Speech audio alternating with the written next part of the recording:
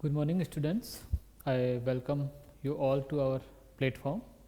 My name is Suresh and I will teach you mathematics. तो अभी हम first lecture में थोड़ा हम बेसिक चीज़ें समझ लेते हैं कि आपके जो एग्ज़ाम आप देने जा रहे हैं जेईई मेंस उसका क्या सिलेबस वगैरह रहता है वो, और दूसरा जो कोर्स आपने लिया है या आप जो लेना चाह रहे हैं, ठीक है, उसमें क्या क्या कवर रहेगी चीज़ें, ठीक है। तो पहले कोर्स इंट्रोडक्शन थोड़ा देख लीजिए। इसमें लेक्चर रहेंगे एक 100 to 120 के आसपास, I mean 100 to 120 hours per subject को मिलेगा, ठीक है, चूँकि ये क्रैश कोर्स है, ठीक है। और जो भी आपके बोर्ड पे जो पढ़ाया जाएगा वो भी आपको पीडीएफ अवेलेबल करवाई जाएगी। एडिशनली हम आपको कुछ नोट्स प्रिपेयर करके डिजिटली आपको देंगे, ठीक है। और आप हमारा कंटेंट जो है वो वेबसाइट और ऐप दोनों पे एक्सेस कर सकते हैं, लेकिन कुछ चीज़ों के लिए कंडीशंस रहेंगी, ठीक है, वो मैं बाद में बता दूंगा आपको।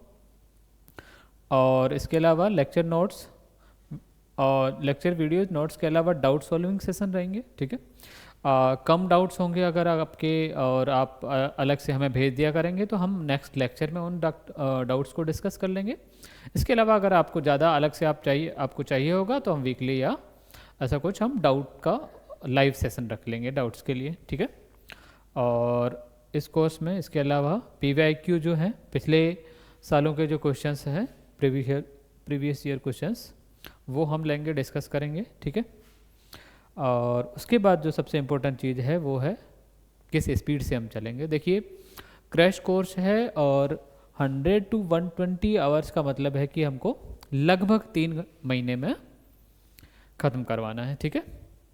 तो हमको थोड़ा सा फास्ट चलना पड़ेगा, और इन 3 महीनों में हमको 11th और 12th दोनों का लेना है, तो थोड़ा हमको फास्ट चलना पड़ेगा। बिल्कुल बेसिक से चीज़ें नहीं समझाई जाएगी, ठीक है। हम इतना हर चीज़ को समझाते टाइम अज्यूम करेंगे कि थोड़ा बहुत आपको आता है। अब अगर उस थोड़ा बहुत में आप पीछे रह रहे हैं तो आप अपना डाउट्स वहाँ पे पोस्ट कर सकते हैं कि नहीं मैं ये चीज़ नहीं समझ पाया, ये कंसेप्ट नहीं समझ पाई, ठीक है। तो हम वो चीज़ आपको एक्सप्लेन कर देंगे, ठीक है। अब मैं आपको बताता हूँ कि हम किस थोड़ा पहले मैं आपको जेईई मेंस सिलेबस के बारे में बता देता हूँ, फिर हम कहाँ से स्टार्ट करेंगे, कैसे चलेंगे वो, ठीक है। तो ये है जेईई मेंस का सिलेबस, ठीक है। ये फर्स्ट चैप्टर है आपका सेट रिलेशंस एंड फंक्शंस, ठीक है। अब इसमें सेट्स एंड रिलेशंस आता है 11th में, फिर रिलेशंस एंड फंक्शंस आता है 12th में, ठीक है। सेट्स एंड रिलेशंस 11th में आता है और रिलेशंस एंड फंक्शन 12th में आता है, तो ये 11th और 12th में रहे, दोनों का पार्ट है, ठीक है। सेट थ्योरी पूरी की पूरी आप 11th में पढ़ लेंगे। रिलेशंस में डेफिनेशन वगैरह आप रिलेशंस की 11th में पढ़ेंगे। टाइप्स ऑफ रिलेशंस आप 12th में पढ़ेंगे, और फंक्शंस पूरा का पूरा आप 12th में पढ़ेंगे, ठीक है। तो बेसिकली सेट्स थ्योरी पूरी 11th में रहेगी और फंक्शंस पूरे 12th में रहेंगे, और रिलेशंस जो है वो आधा 11th में है, आधा 12th में है, ठीक है। फिर complex number and quadratic equation again 12th का पार्ट है, सॉरी 11th का पार्ट है। मैट्रिसेस एंड डिटर्मिनेंट्स 11th का पार्ट है। Permutation combination 11th algebra. Binomial theorem applications 11th। Sequence series 11th। इसके बाद जो है लिमिट, कंटिन्यूटी, डिफरेंशिएबिलिटी, ठीक है। तो ये थोड़ा सा 11th में है, बाकी 12th में है, ठीक है, ये चीज़। और इंटीग्रल कैलकुलस और डिफरेंशियल कैलकुलस ये पूरा का पूरा 12th में है, ठीक है। डिफरेंशियल इक्वेशंस है, डिफरेंशिएशन है, फिर एप्लीकेशन ऑफ डेरिवेटिव्स में डिफरेंशियल इक्वेशन है, टेंजेंट नॉर्मल वगैरह है, ये सारी चीज़ें, मैक्सिमा मिनिमा है, ये सब 12th में रहेंगे, ठीक है। और 3D ज्योमेट्री जो है, ठीक है, इसका इंट्रो है 11th में, बाकी 12th में, तो ये 11th और 12th में रहेगी, ठीक है। वेक्टर अलजेब्रा पूरा 12th में है। स्टेटिस्टिक्स एंड प्रोबेबिलिटी ये आधा 11th में है, आधा 12th में है। इसी तरह ट्रिगोनोमेट्री, तो ट्रिगोनोमेट्रिक आइडेंटिटीज या फंक्शंस पढ़ेंगे वो पूरा का पूरा आप 11th में पढ़ेंगे। इनवर्स ट्रिगोनोमेट्रिक फंक्शंस पढ़ेंगे वो 12th में पढ़ेंगे। तो मैंने आपको स्टार्टिंग में बताया कि हम पहले तो चलेंगे 12th वाले पार्ट के साथ, फिर 11th के साथ, ठीक है। क्यों करेंगे? क्योंकि 11th वालों के जो एग्ज़ाम है, फाइनल एग्ज़ाम, वो थोड़े से दूर है, ठीक है। जो 12th वाले हैं उनके एग्ज़ाम पास में, तो उनको एग्ज़ाम में भी हेल्प मिलेगी, ठीक है। तो हम कहाँ से स्टार्ट करेंगे? देखिए, जो प्योरली 11th में है उनको एक बार के लिए हम छोड़ देंगे, पहले 12th में जो है उन वहाँ से स्टार्ट करेंगे। तो पहला चैप्टर हम यहाँ से ये ले लेंगे, ठीक है, सेट्स, रिलेशंस एंड फंक्शन। तो इसमें 11th वाला और 12th वाला दोनों कवर हो जाएगा। ये तो बाकी चैप्टर प्योर 11th में तो ये छोड़ देंगे फिलहाल के लिए ये सारे, ठीक है। फिर लिमिट, कंटिन्यूटी एंड डिफरेंशिएबिलिटी, ये दूसरे नंबर पे हम ले लेंगे, ठीक है। इंटीग्रल कैलकुलस फिलहाल छोड़ देंगे। डिफरेंशियल इक्वेशन, हाँ डिफरेंशिएबिलिटी इसमें आ गई ना, हाँ तो फिर इंटीग्रल कैलकुलस और डिफरेंशियल कैलकुलस ये 4th नंबर पे ले लेंगे। इससे पहले डिफरेंशियल कैलकुलस ले लेंगे हम, डिफरेंशियल इक्वेशंस वगैरह, ठीक है। तो ये 3rd नंबर पे ले लेंगे, ठीक है।